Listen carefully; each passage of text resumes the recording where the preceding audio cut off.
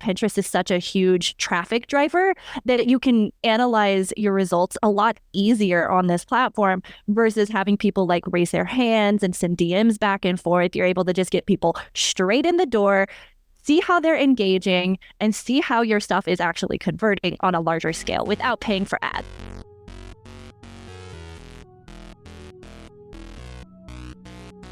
Welcome to the Crown Yourself podcast, where together we build your empire and transform your subconscious stories about what's possible for your business, body, and life. I'm your host, Kimberly Spencer, founder of CrownYourself.com, and I'm a master mindset coach, best-selling author, TEDx speaker, known to my clients as a game changer.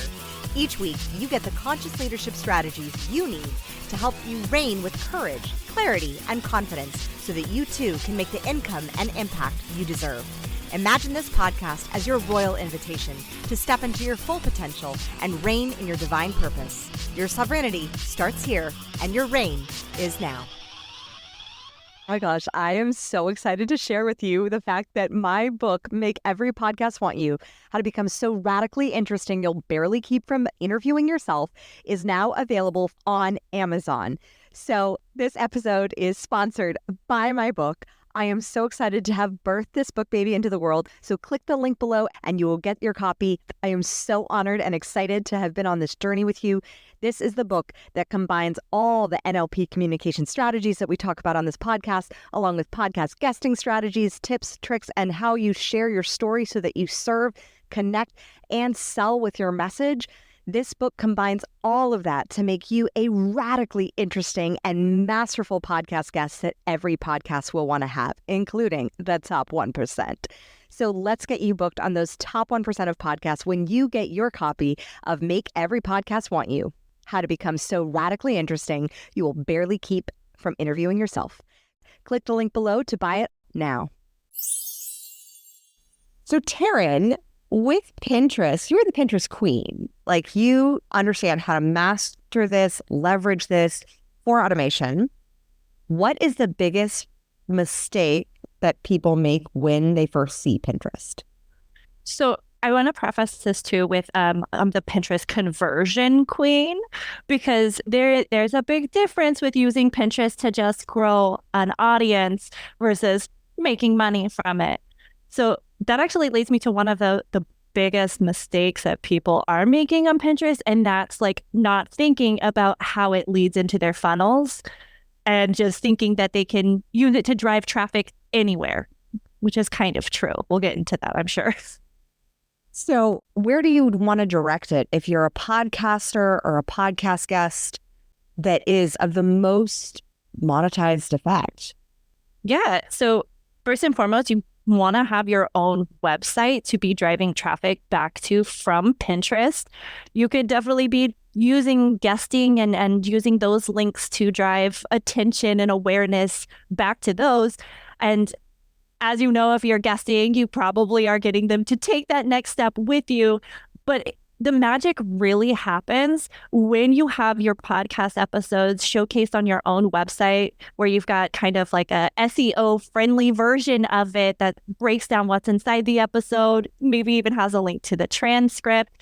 And then people who are finding you from Pinterest, since they're so used to finding blog posts, if they come to your podcast episode and you've got like, here's 3 things you'll learn in this episode, and here's a quick overview, or if you use AI to take your transcript and flip it into a blog post for you, then you're going to get people no matter what their learning style is. And then they're going to be able to stick around on your website and really get to know you and binge everything that you've got and become instant fangirls.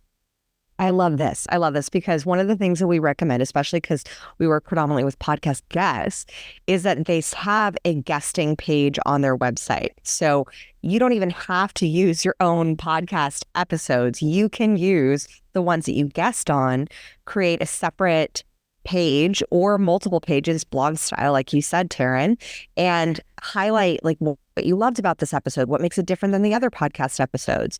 But definitely at the bare minimum, having a page that has the podcast that you've guested on, so that A, it creates social proof to get you on more podcasts, but B, it also is that a page that you could drive traffic to.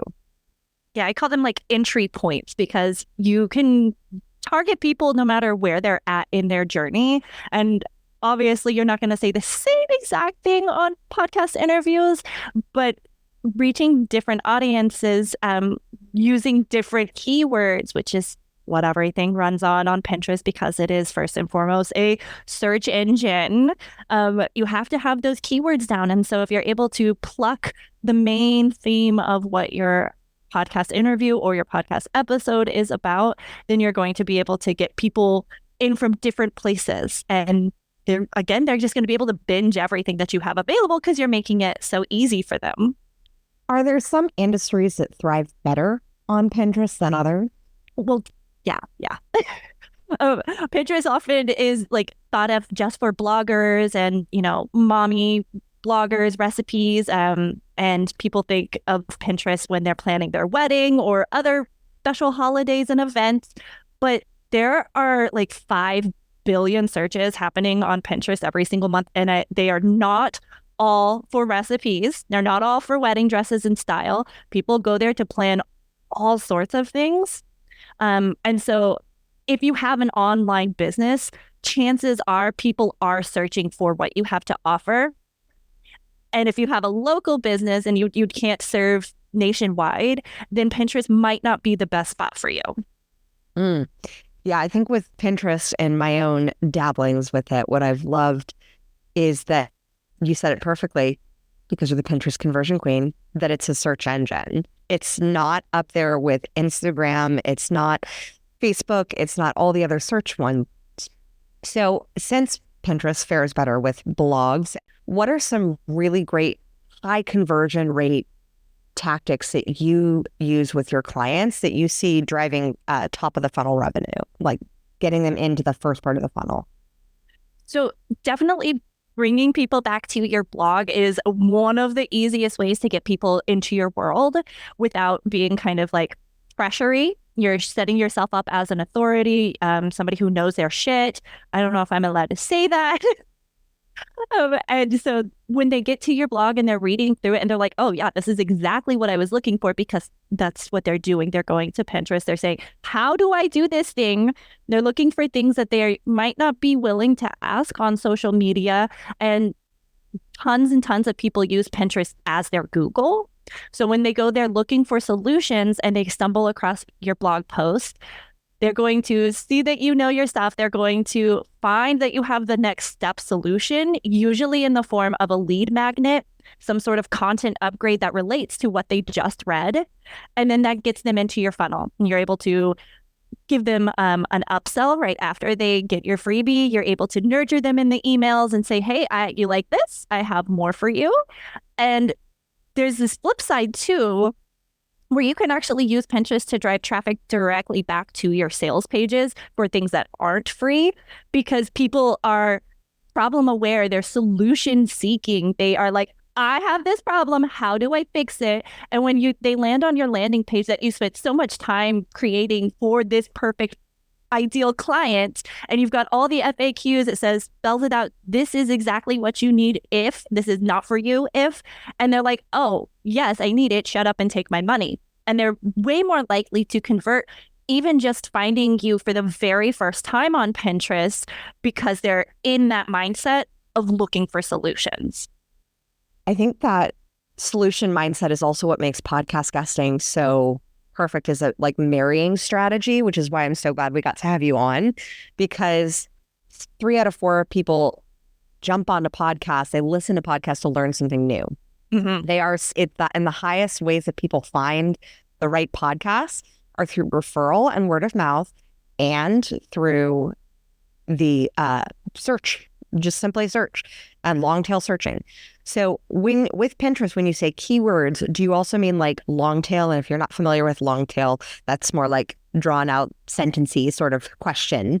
That's in my best SEO explanation. You can probably explain it better. But long tail are like just short form keywords that work better. Yeah, so it's a combination of both, because so the easiest thing to do to figure out if people are actually searching for your niche on Pinterest is to pull up the app, type in a short keyword, like 1 or 2 keywords, and then see what else pops up. So just like on Google where it gives you suggestions, Pinterest is going to do the same thing.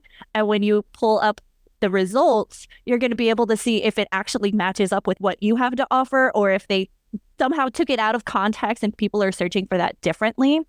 And then you're going to be able to use what they're giving you to create those long tail keywords, which are usually more specific and more directly talking to your ideal client.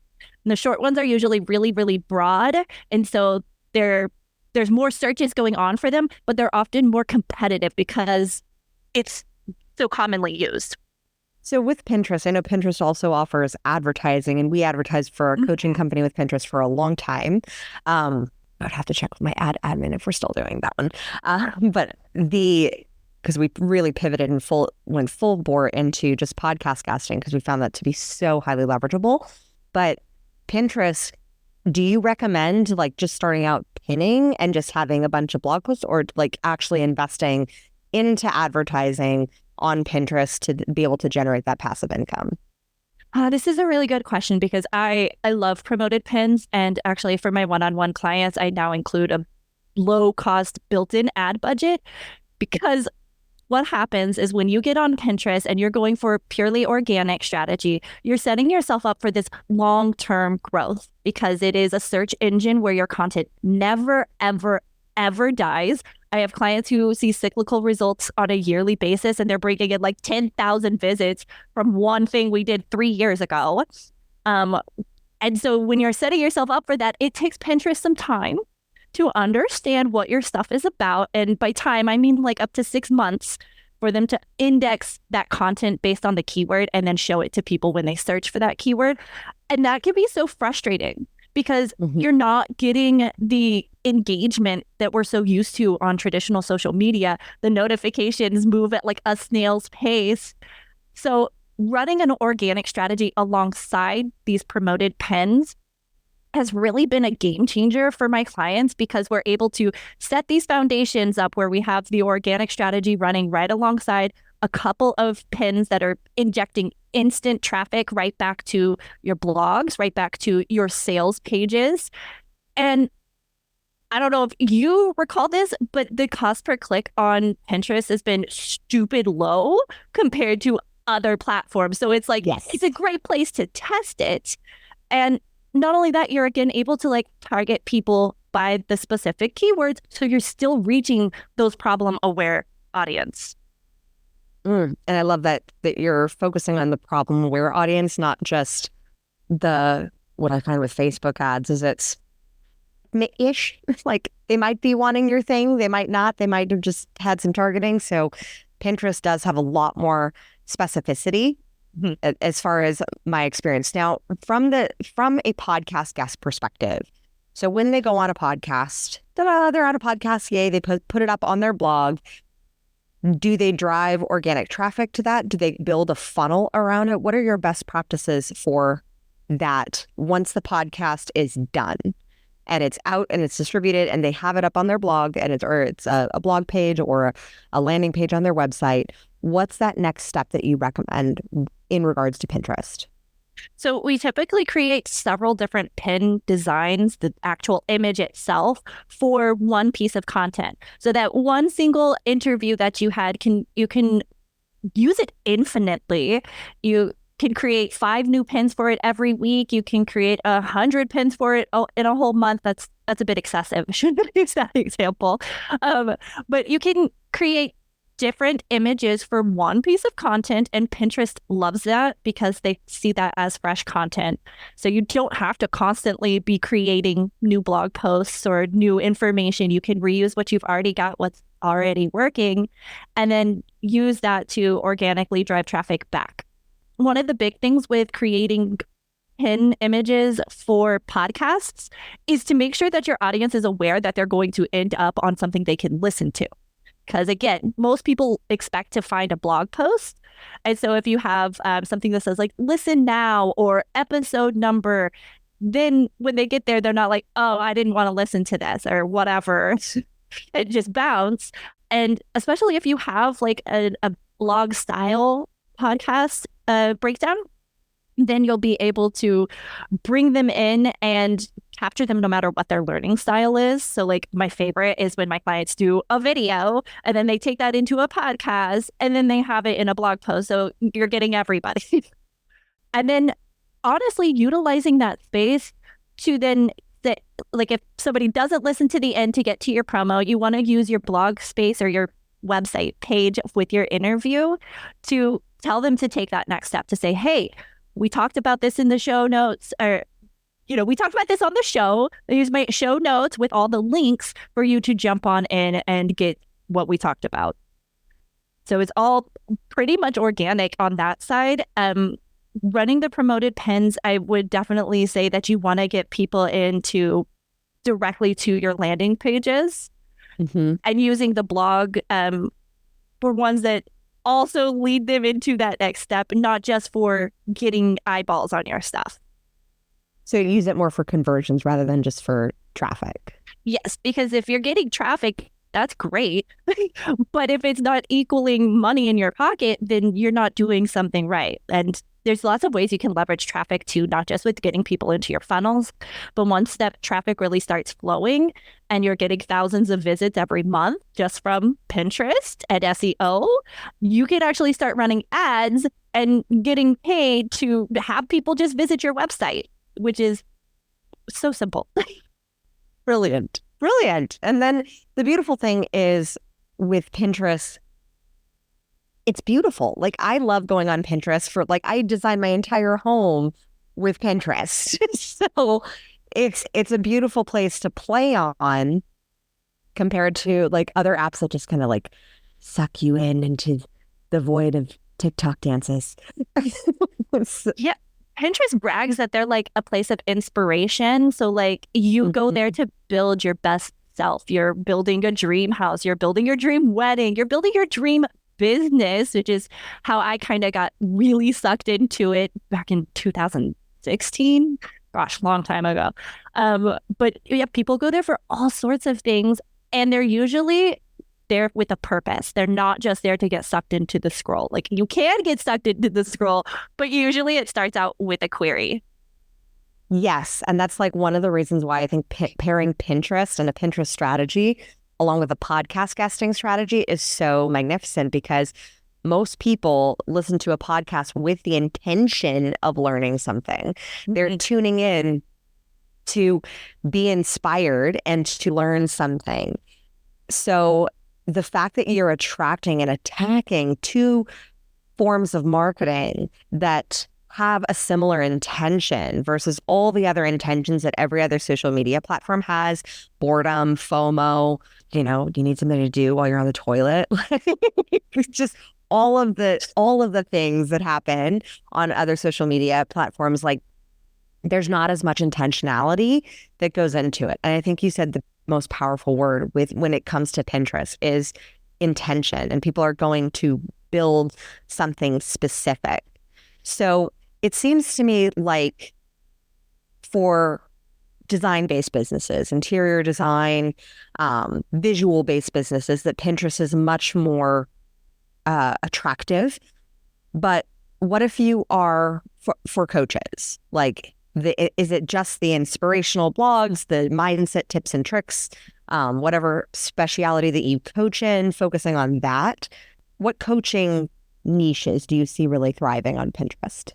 So I actually love working with coaches for Pinterest, because a lot of times they also have a podcast in place, and podcasting is also built for the long run. You don't make one season and be like, well, that didn't work, I'm not doing it anymore. You're creating this long vision of your business, and Pinterest pairs really nicely with that vision, because it takes time for it to stack up exponentially and just compound on itself, really. And if you're a coach and you want to get on Pinterest, again, leading people directly back to your evergreen offers, like your sales pages for courses, your lead magnets, webinars, etc., can definitely work. But leveraging the blogging aspect of it is really crucial, because you're able to keep things moving. You're able to invite people into your world and show that you are the authority in your niche. So you don't want to just create content just for the sake of content. You actually want to create some really valuable content that might have you wondering if you gave too much away. But the thing is that so many people will read and consume and think they understand, but they don't often take action just from reading a blog post. And so by giving them all of this information that shows that you are the one that they were looking for is going to lead them into that next step of working with you. So what is your response to this question? That if you were to say something on this podcast interview where you almost felt like you were giving too much away regarding Pinterest and the strategy, what would that be? Okay. When it comes to Pinterest, I think the actual pinning strategy is so much simpler than traditional social media where you're like, I got to create more content. I have to feed the hungry algorithm. Where on Pinterest, you're like, I have 5 blog posts and I'm going to create 5 images for those. And I'm going to put one of those out every day. And I'm going to have like a whole month worth of content ready to go. That's like your pinning strategy. One of the things that I typically keep under my belt is how to find keywords. And that's one of the biggest questions that I get too, because you have a lead magnet or an offer and you're like, but what are people searching for to get back to that? And so you really have to tap into your ideal client's head to figure out where they are in their journey and what they would be searching for on Pinterest or on Google or any other place where people might ask questions, like even Reddit, and think from their perspective what they're looking for so that you can get those keywords down and utilize them in all of your content on Pinterest. So you put it on your pins, you put it on your boards, and then you continue to use that keyword so Pinterest understands that that's what this content is about. So valuable. And this is why I highly recommend having some sort of form. Like if you have a form, go back to your applications of clients that have wanted to work with you and look at their language and see if there's some common threads with the language that they use and how they're framing their problem, because that's going to give you an idea. Even if if you know the solution is something different than how they frame their problem, they still are seeking for a solution to that specific problem. So even if they know that problem isn't actually the root cause, you have to be able to address that. And that's the thing, is same with on podcast interviews. One of the things that we teach our clients is that by the time somebody comes and books a discovery call with you for whatever is your service, they are so primed that they are not the one who's hopping on asking you all these other questions that aren't even in correlation to how it is that you serve somebody. They are very clear on what you do and what you do not do.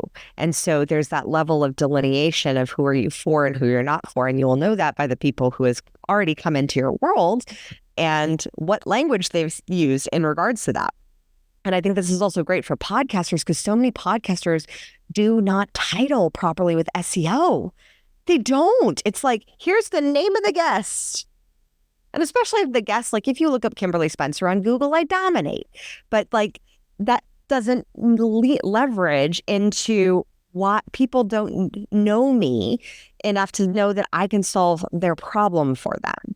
And so with Pinterest, as with podcasts and putting out your podcast, this is why we recommend to our clients like to pitch like if you pitch yourself, or like when we pitch you, we pitch like potential SEO optimized titles so that the podcaster can ideally use those to optimize the traffic back to your own website, because it's highlighting the keywords that you already have.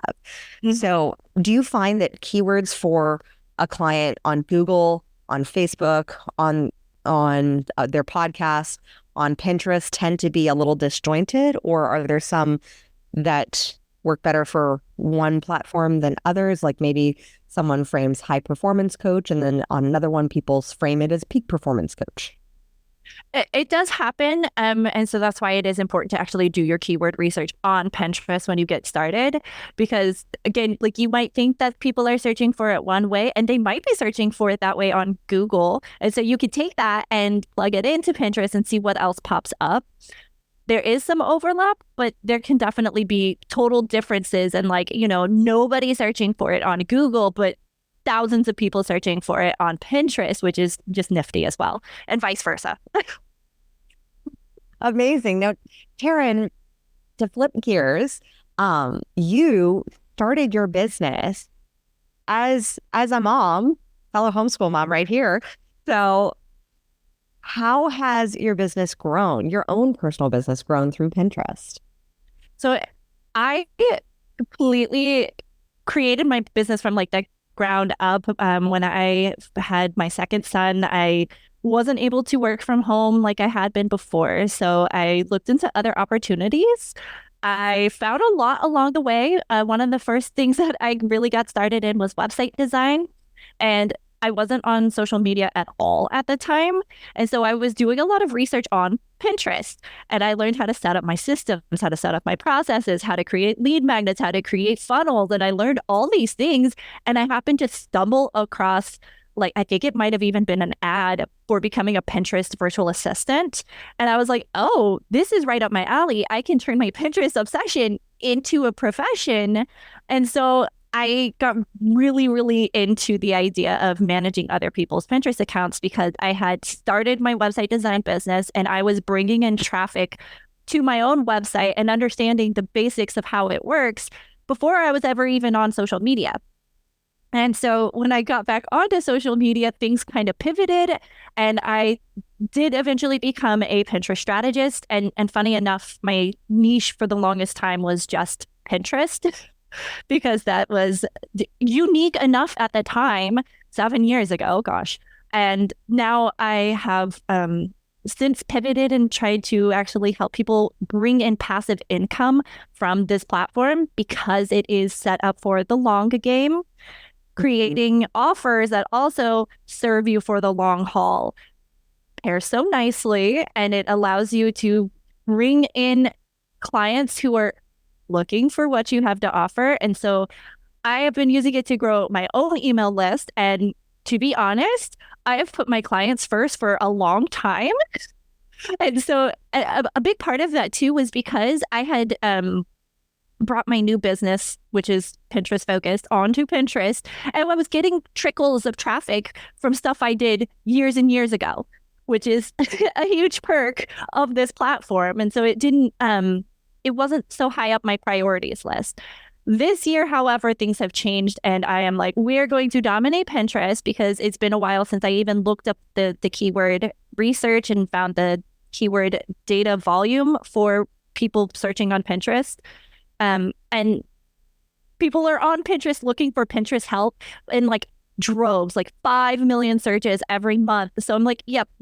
We need to up the game here and not get the trickles and have that really massive flow coming in.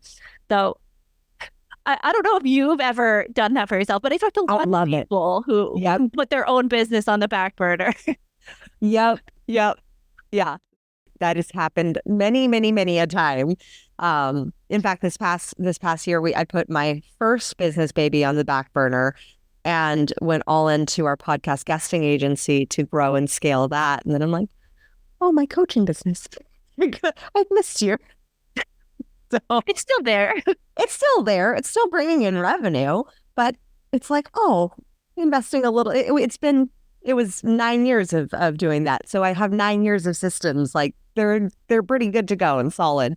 So that ability to I love that you're practicing with it, what you preach, and I love your transparency about that too, because that's so powerful when you can just speak the honest truth, because it happens so often with business owners. I see it all the time as a coach, like it just where you're serving your clients at such a high level, then sometimes you need to practice your own stuff. Yeah, it's about that embodiment, right? Because and I think that was what really brought it to light. Is somebody called me out on that, and they're like, "You don't use the Pinterest strategy in your business." I'm like, I mean, I did. It worked and it built it, but now circling back to it. Yeah. And I think that's a huge piece. I had the same thing with our podcast guesting strategy, the exact same thing. So from growing our podcast agency, like it came from my own strategy of generating leads and revenue from podcast guesting. And when I looked back this past year, I was like, why didn't I bring in as much revenue in 2023? And I looked at our podcast guesting board and I was like, because I didn't follow my own freaking system. And then I had some of my clients that I was like, you need to follow the system. Trust me, when you follow the system works. Same thing. I was like, oh my gosh, I haven't been following my own system. That's why we haven't been generating as many leads from podcast guesting. Well, but it's so good to analyze those things so that you know that it does work, and that you just have to do more of it, and it can be that simple. It can be that simple. Now, I know that you have leveraged podcast guesting because, we're here, and you typically use a lot of the Facebook groups. Have you seen that to be a value for you? The free Facebook hashtag, find a guest, be a guest, those groups. Have you noticed that as a valuable strategy for you? That's a good question. I don't think I've booked any interviews from those in particular. They're often really swamped, and I often find too they're not very specific with who they want to have on their podcasts. They're really, really broad, or they don't say anything at all. And so I'm like, I don't know if that would be a good fit, because we're on the same page. We're the homeschoolers. We talk to mompreneurs and people who like to podcast guest. So I knew this was the shoe fit. Yeah, the shoe fit. Both two Texans just coming together. But that's, and I see the same problem on the Facebook groups as well, is that they're either really not specific, or they're constantly posting on there looking for guests because they have been taught by someone, I don't know who it is in the podcasting industry, but I really want to find out, that is the way that you generate clients. And suddenly after the podcast interview, then there's like, here, let me manipulate your story and put you in front and get you on a follow-up call for to work together. And that's a strategy that's, I don't know who's teaching it, but I really want them to stop. Yes, you can get clients from your podcast, but don't be a pushy asshole about it. And I think that that's the other beautiful thing is like with Pinterest, the push, like you initially said, like if you're on your blog and you're like in this push place, that those are not the things that are going to convert. But what converts is really organic, nurturing, deeply caring, and serving. Mm-hmm. And just being the one who has the answers, because they're searching for the answers. You just have to show up and provide them. What answers, like when you say they're searching for the answers, when you are advising your clients, how do you extract the answers that they provide? Because sometimes people are able to say, I get this all the time in our agency, I don't know what I do, but like clients just come to me and they can't like speak it into words as far as like the problem that they solve, but they actually have like the results of success from their clients, but they're lost in this fog. So how do you bring that ethereal, like when you're so in your business and that you don't quite know how you're doing what you're doing, but it's working. So there's no need to question it. How do you extract, like, what are those specific problems that they're solving? I typically start with the offers. So if you have a nice signature offer suite, you've got a lead magnet, a low entry offer, a mid, and a high, and those should be serving your clients at different levels and not be providing the same exact result at different price points, but rather little micro transformations, and taking a look at that to figure out what that transformation is. And so like if you have a freebie that's like how to get on podcast interviews, how to book more interviews, then that's probably what somebody is actually searching for. They're like, how do I do podcast interviews? How to be a better podcast guest? How to start a podcast might even be something that they're looking for. And the guesting is just a complementing segue for that same sort of query. So what I found is like with specific things, like for example, with like a service-based industry, not coaching, not something that's, because like with a personal training, like you can very specifically say like, I teach Pilates or I get people booked on podcasts. I think where I see the biggest problem is with authors, with speakers, with coaches in general, where they don't know how to describe that specific problem, especially because they've helped so many people get results in so many different areas. Like, oh, I helped heal the relationship with my ex-spouse, and then I helped, someone scale their business to 15 million a year. Like, all of those, the when you have the plethora of results, how do you dial it back to what is that specific problem that they're solving initially? That's where like the various entry points come into play too, because you don't have to boil it down to this is what I do. You can have a blog post that talk about this solution or this problem that lead into a content upgrade. And then you can have another blog post or podcast interview that talks about a different area of your niche, your specificity. And you don't have to bottle yourself up. So that's, I think, the overview for today, because really nailing it down can sometimes take a coaching perspective to say, okay, what are the common threads? Because that's another thing that you want to look at with your ideal client, is that there probably is a common thread in there somewhere. And talking to your people helps you really figure that out too.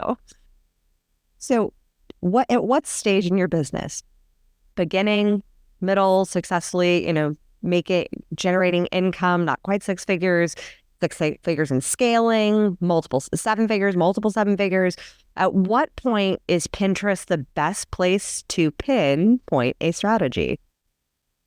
I'd say it's in between that middle of success. So it's not for you if you're a very beginner and you have no website, you don't know what your offer suite is like. But if you already have your beautiful website set up so that you can drive traffic to it, you have a good understanding of your audience so that you can tap into those keywords that they would be searching for to find you. And you've got the offers set up. You've got evergreen offers in particular. So not ones that are like, oh, doors are opening, doors are closing. Oh, you can join my coaching program in 3 months from now. No, they want instant gratification from Pinterest. So you're going to make sure that you provide them with those solutions instantly. And even better if you've already got people going through those funnels to see that they're converting, but they don't necessarily need to be when you're getting started on Pinterest, because Pinterest is such a huge traffic driver that you can analyze your results a lot easier on this platform versus having people like raise their hands and send DMs back and forth. You're able to just get people straight in the door, see how they're engaging, and see how your stuff is actually converting on a larger scale without paying for ads. Love it. Tarin, this conversation has been jam-packed with the best information on pairing Pinterest with podcasting and podcast guesting. And I have just thoroughly enjoyed the fire hose of information that you have brought today. It really is so specific and so helpful. And I would love to know from you, what did you love about our conversation? I like that you asked me the tough questions. You asked me to give too much value. And so I said, yeah, okay, let's do that. I love that. Yeah, and you did. And I think that's the power of podcasting and Pinterest, is it's that give, get. And that is a strategy that, especially for a new entrepreneur when they're first starting out, if there are mindsets of scarcity, it is a big mindset shift and hill to move through. But when you do, and you realize that it's generosity that moves people forward, like if you think of any relationship, you don't want to be in a relationship with a taker. So whether it's Pinterest or podcasting or whatever, like be that person who is so generously serving and delivering value, solving people's problems, that people naturally see you as the solution to solving their problems. And like the only solution too, because they, like I said, it generates that fangirl effect, because they're like, she knows her shit. You've got this beautiful website that says, oh, she's the one. Yes. And with that, where can we find you? How can we work with a Pinterest strategist such as yourself, darling? You can find me online at Swish Social Co. You can also find me on Facebook. I have a free Facebook group called The Passive Income Project. And when you join in there is some freebies, including my free Pinterest setup guide. I love it. Definitely hop in, get in on the Pinterest setup guide. start leveraging this as a strategy in correlation with your podcast or the podcast that you're getting booked on so that your voice gets out there to more people, to more new audiences. And what I love is that this is kind of like this second tier with podcast guesting. You borrow somebody's audience initially to get on their when you're on their podcast, and then you borrow a bigger audience, aka Pinterest audience, by leveraging that one piece of content that you already created on somebody else's podcast. So it's just an expansion and a greater ripple. Go find Tarin, work with her, and then remember to stand out and be heard.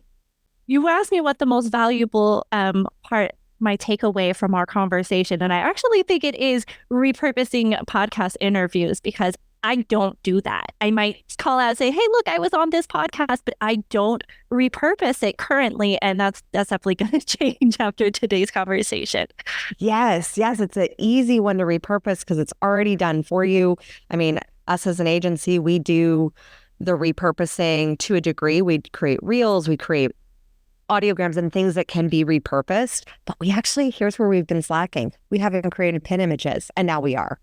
So that's all thanks to you, Tarin. Good. I love it. It's the reciprocity that happens. And that's the magic that happens. Like, y'all, you're hearing this in a podcast interview with the reciprocity of the back and forth already happening, of the ideas that can come just from the power of a conversation. And that's why when you're like, oh my gosh, I really love what you do, and I learned this from you, that's where this relationship starts getting built anyways for further partnerships, further business, further expansion, furthering the ripple. I think that's perfect. I'm so glad that you're going to start repurposing the podcast interviews, because they definitely can be massively leveraged. Yeah, I've been leaving that on the table. So perfect. Okay, so one of the things that I've seen with Instagram is like people don't want to repost a quote or repost or share something unless it obviously makes them look good. Like they want to look good to their audience as well. Do you see the same thing happening with Pinterest, where they'll repost, reshare, repin things that make them look good? Or do they like hide them in the secret board category of like, these are my closeted problems that I'm trying to solve? So this is a common question I get, actually, because it seems counterproductive to save somebody else's content that leads to somebody else's website. But as long as it is on brand, if it's in your niche, it is keyword specific, it absolutely is beneficial to save other people's stuff, because then Pinterest is going to show that pin from somebody else's website, but from your profile when somebody searches for that keyword, because it's already like ranking for that keyword. And then when they save it, it's basically telling Pinterest, hey, that person has stuff people want to see. So saving it to a secret board might work for things that are personal, but if it is on brand, I highly recommend including other people's stuff in your strategy. Amazing. Just a little bit, 1 or 2 a day is fine. Yeah, I definitely with my coaching company, I saw that we saved several posts, and those were getting us so much traction and so many views back to our coaching profile for Crown Yourself. We were at a point where we were getting like 500,000 views a month. Like it was bananas. Yeah, Pinterest has come out and said you can save 100% of your own content, but in reality, if you're trying to get further faster, there's no reason to not share other people's stuff. I completely agree. I think it's just abundance. It gets paid back. Right. It's karma right there. That's just good karma. Thank you so much for tuning in today. If what you heard resonated with you, be sure to subscribe and start creating a bigger impact now by sharing this with a friend. Just by doing that one simple act of kindness, you are creating a royal ripple to support more people in their sovereignty. And if you're not already following on social media, connect with me everywhere at crownyourself.now for more inspiration. I am so excited to connect with you in the next episode. And in the meantime, go out there and create a body, business, and life that rules. Because today, you crown yourself.